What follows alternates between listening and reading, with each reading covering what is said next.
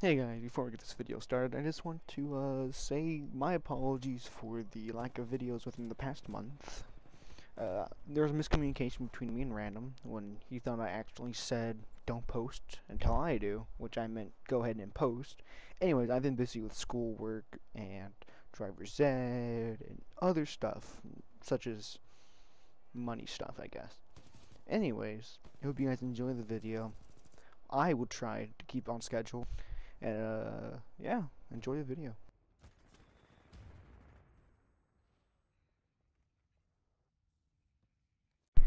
Hello everybody, welcome back to wait, random cue the music to spooky time please.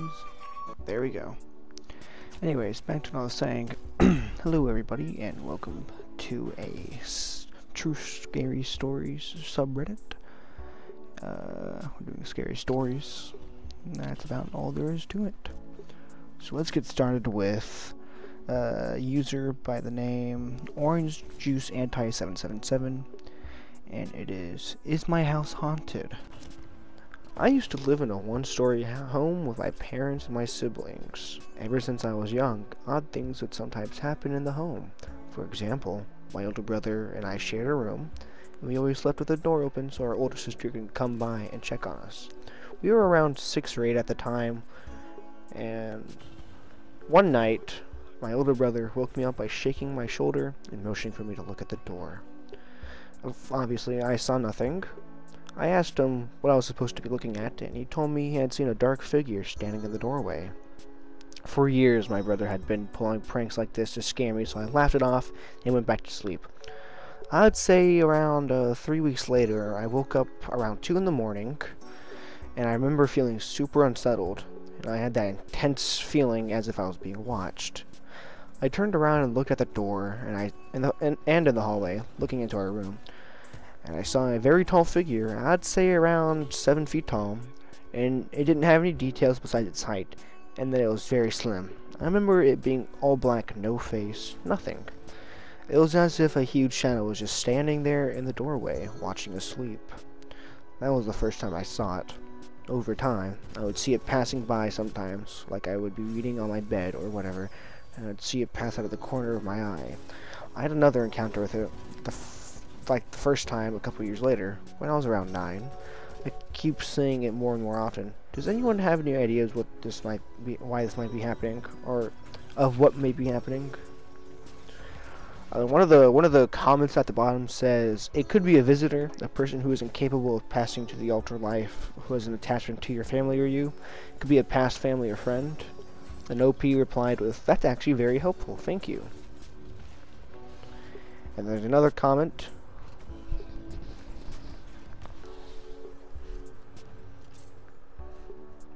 And another commenter says, "Here in Brazil, we call it that word. Luz mean light. I know that. That's Spanish. Something like a lightless spirit." I was right. Luz does mean light. I was right. Different than the normal ones. It's a people who died with a lot of fear, rage, or pain. It's not very good. I've already saw one of those in my sister X's home. Very broken English, but you understand what he's trying to say. Personally, I've had my experience with these type of things. I don't know what they're called, nor do I care. All I know is I've had some spoopy interactions with something. Like, if I remember correctly, it was in my old house, and there was always knocking in the attic. Obviously, nothing was up there. Nothing would have caused the knocking. And my dog slept with us, so there wasn't any of those things. And apparently, my friend who still lives near me, and who befriended the person that replaced me, apparently he still says that there's still knocking up there, which is really creepy. And yeah, let's move on to the next one. The next entry is by a user called Comet Iffy, and it is titled Mimicking Voices. So I'll start off saying I'm a Native American, so a lot of weird and creepy crap happens, but I'm going to start with the first one I remember. It was summer. I was about 6 to 7 years old, and I was running around with no shoes in my grandma's yard. As I was playing in the yard, I hear my grandma call my name from the woods. "Comet!" I stood there confused. I hadn't seen my grandma go into the woods, but she called again. "Comet!" I call back to her, Granny, where are you? She responds with my name again. I respond back, hold on, let me put on my shoes. I run inside to go get my shoes on. The door opens and I sit down to put them on. My grandma walks out of the kitchen and tells me lunch is almost ready. I stare at her. She notices and asks me what's wrong. I ask her if she was just in the woods. She shakes her head and I tell her she just called me from the woods. My grandma walks to the door. As I say that, closes it and locks it. She says to me, by far the creepiest thing for a kid to hear, if someone calls your name from the woods, never go to it. I said, okay, and she says, don't go back outside. I don't know what I heard that day, but since that day, I have heard my mom's voice, dad's, brother's, sister, grandpa's, aunts, uncles, friends, even my unborn cousin at the time. I don't even know what does that, but I'm scared and will never go into the woods looking for it. Wow! That's... I would move like cities, bro. I wouldn't even be in that area at that point if that happened to me. That's... Wow.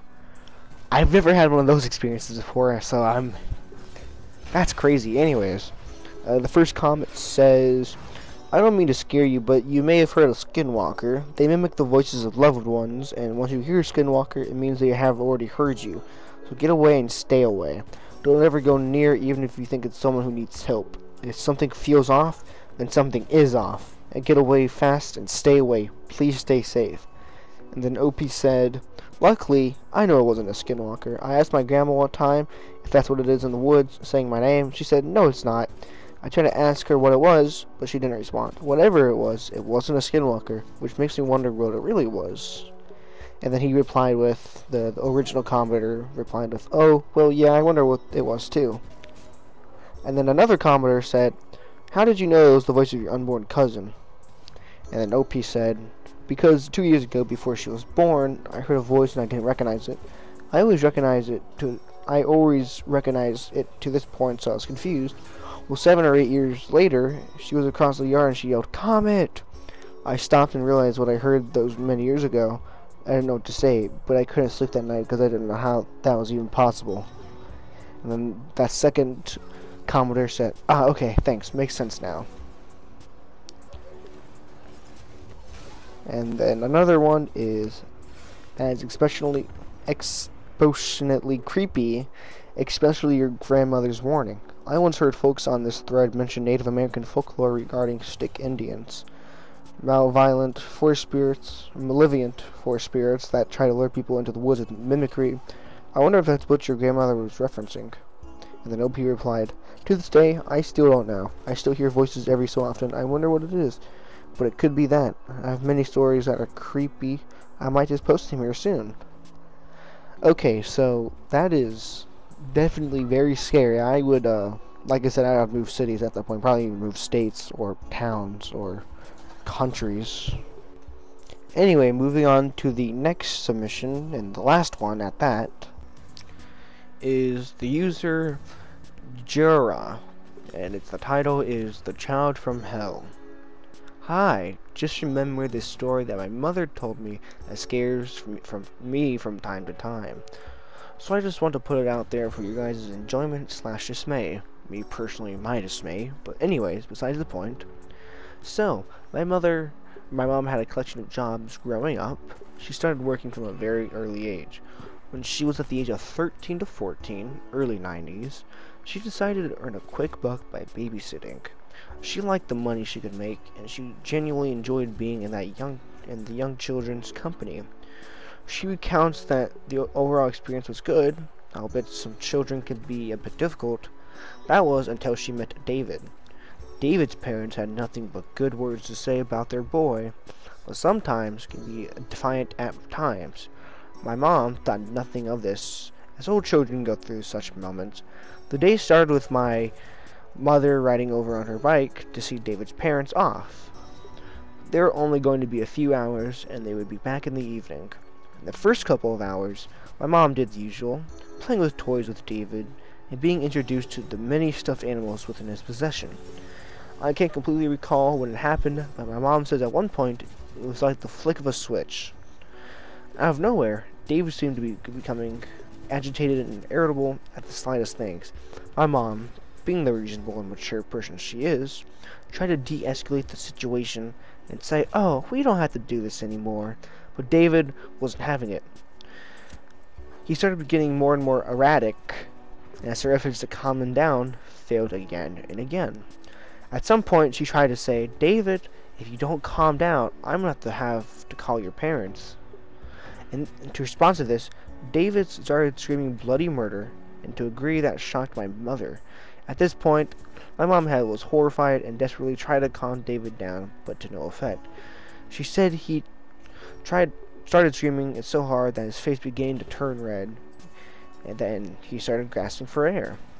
As my mom began to legitimately become worried for David, she began holding him and trying to console him any way she could.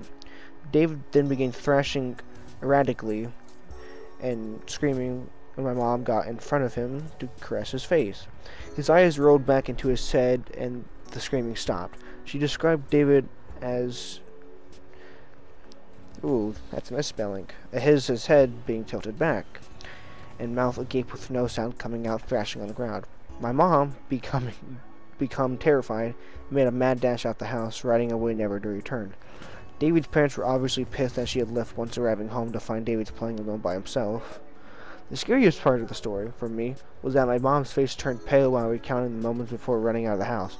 If I couldn't vouch for her honesty myself, the look of terror she had clued me in on its realness. The kids scared her so much that she never returned to babysitting thereafter. Damn, that's scary. I have no comments for that. Not even a single cheesy pun. Anyways, this next submission is by user Red Blizzard 0, and the title, which caught my interest specifically, is "I Heard Siren Head Around the Mountains." Let's get on with it. I know Siren Head is fake and it was made up by an artist, but this was terrifying. This happened a few months and it still freaks me out. I was 14 and my family decided to take a road trip down to North Carolina in the mountains and stayed in a cabin. That's your first problem. You decided to go to North Carolina. I'm joking, of course. Anyways, we were up in the mountains and it was honestly beautiful and breathtaking. Now, with the cabin there was a limited number of bedrooms, so I ended up sleeping on the couch in the living room. It was our last night there, I think, and it was storming heavily outside. I was laying on the couch trying to fall asleep when I suddenly hear the siren head sound. I nearly had a fucking heart attack. It sounded exactly like it, and it scared me to death. I immediately shot up, the sound stopped. I got up and walked towards the windows. It was still storming outside. I didn't see anything, and the fact we were in the mountains made this even more terrifying. I was having a hard time breathing, and I was so scared. I just told myself, it's fine, he isn't real, it's probably just a storm. I go back to the couch and shut my eyes. I hear it again. I just stayed on the couch and fell asleep, ignoring it. I woke up and it was a very heavy storm. I remembered what happened that night. I just shook it off, still a bit shaken, and went on my day. So yeah, this was honestly one of the most terrifying experiences in my life. Like I said in the beginning, I know he's fake. It was created by Trevor Henderson, but that night still terrifies me. I've never heard a storm sound like that before, exactly like Siren Head. Wow, that is scary, personally. Like I would shit myself, and I would go cry to my parents, honestly, at that point. And like, I don't know, because I have dealt with a bunch of those creepypasta stuff, like stories and like sounds and all that, and they were creepy at the time. Obviously, I know it's fake, and it's just a drawing, blah blah blah blah blah. But if I heard that in the middle of the night, like he did in the storm, I would be scared shitless. But that's just my personal opinion. And the first, some comments is by Nominus2999, and it is, "That is scary. I'm wondering if it might have been a hurricane or tornado warning sirens." Another person says, "Most likely," and OP replies with, "It might have been. My family didn't seem to notice anything tough or even mention the storm. Everything was thrown around outside, though. Also, it wasn't a tornado." I mean, yeah, I don't think North Carolina gets tornadoes, but like a hurricane is definitely more likely. And yeah, that's that. That truly is scary. I can't argue that much. Like yeah. Next, we have another haunted house submission by the user crafty and diction 816. And a trigger warning, there's mention of suicide, and the title is I used to live in a haunted house. Trigger warning, mention of suicide. So yeah, if you get triggered by the word suicide that I just said 3 times now, then I'm sorry or something. Anyways, I'ma just jump right into the story. I was up at 3 AM doing who knows what, but I got tired and wanted to go to sleep already. I got to go use the restroom when I heard my dogs barking in the living room. I told them to quiet down, thinking they were barking because they heard me come out of my room. I go to the bathroom and just do my stuff, and as I'm walking out to my room, I just had the urge to go into the living room. I saw my dogs now crying and shaking. Then I noticed the TV was on, but it was just static playing on the TV. I was caught off guard because I knew I didn't turn on the TV. I was a little weirded out, but I didn't think much of it. I walked to my room and I closed and locked my door. I've never done that, but something in my gut told me to do it. I go to lay down on my bed and a few minutes pass by and I hear the door jiggle and then a knock comes after it. It's my mom and she asked if I went outside earlier. I said no and her face dropped. I asked what was wrong. She didn't answer. A few days after that, the whole incident happened. She finally told me my sister what happened. She said she was woken up by a noise and my mom is not the type of person to hear something and just leave it alone. She said that when she went to check what the noise was, the back door was wide open and our outside dog was at the corner of our backyard crying. Later on, I found out a woman committed suicide in the home after her girlfriend left her to go back to her ex-husband. Both the lady and her girlfriend used to host dogs fights with mainly pit bulls in the backyard. After that incident, more things started happening. We thought she was a friendly ghost because she wasn't causing us any harm, but later on she tried to. One night, my family was staying over and my aunt woke up in her hut to her son crying and running around saying that Lydia was trying to choke him. Another incident that happened to my cousin, she said she woke up one night and was facing the closet and she said she saw a girl with long black hair just sitting in the closet. She thought she was still a bit sleepy, so she turned her back to the closet. She had her eyes closed and a few minutes later, she said she saw the girl sitting next to her on the floor looking at her. She would also do little things like open cabinets or open doors, but those are 2 main instances that made us realize that she was not a friendly ghost. It could be something more than a ghost. I have more encounters that I could write an entire book on, but these experiences are from the houses that I've lived in that were haunted. Okay, I know I said that very quickly, but it's because if you know me personally, I get very I talk a lot quicker with these types of things. Like when I get nervous or excited or something, I talk a lot quicker. Anyways, unpacking here. Holy shit, that must have been scary. Like I would actually like move out. I wouldn't even care. I would move out. That's the old simple knocking at the attic that I told you earlier was enough to make me scared. Imagine having my little cousin getting choked. Like that's fucking scary. Holy shit. Wow, and also the suicide thing. That's horrible. Wow.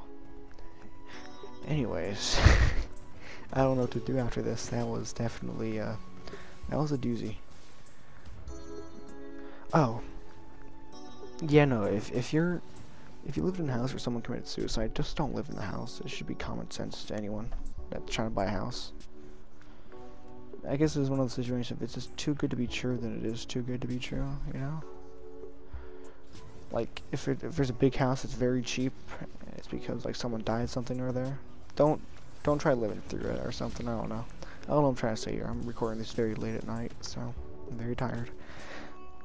Anyways, our last submission is by If I Crash and Don't Come, and the title is I Was Being Followed. The story isn't scary, but it's okay. It's kind of a short story, but I hope you like it. It happened when I was finishing moving my new house with my parents. I was really hungry, so I asked my father for money to buy some snacks at a cafeteria that was close by. I went across the street, past the sidewalk, and bought it. When I was coming back, I felt that I was being watched, so I started to walk faster. When I looked back, there was a man staring at me.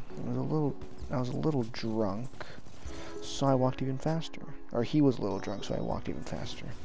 When I got home, this man was behind me, so I went and closed the gate. I heard him saying something, so I went to call my father. I called him, and he went to talk to the man outside and